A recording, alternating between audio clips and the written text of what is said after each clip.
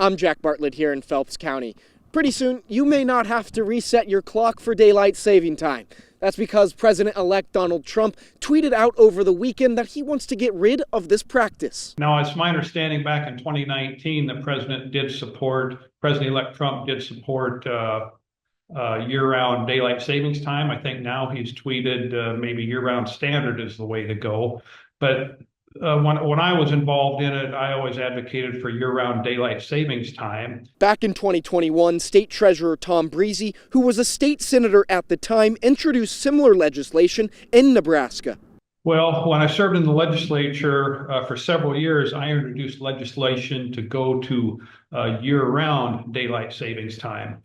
And, most folks really hate changing their clocks, and really for good reason. There's data out there that suggests that the time change leads to an increase in negative health events, heart attacks, and strokes. It leads to lost worker productivity and a host of other negative ramifications. So it'd be good to get away from changing our clocks. Some people added this will create a more convenient work life for farmers. I would say the majority of agriculture is in favor of just staying at the same time. And I think probably going back to standard time is what people would like the best.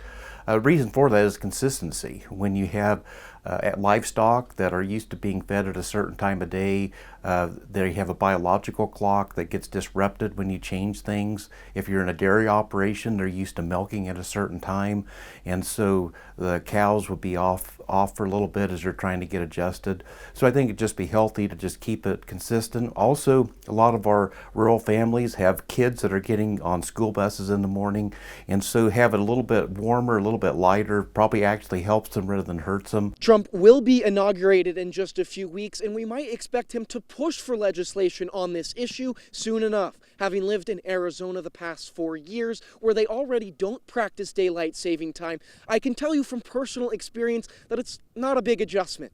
Reporting for NTV News, I'm Jack Bartlett. Thanks for watching. Please hit the subscribe button.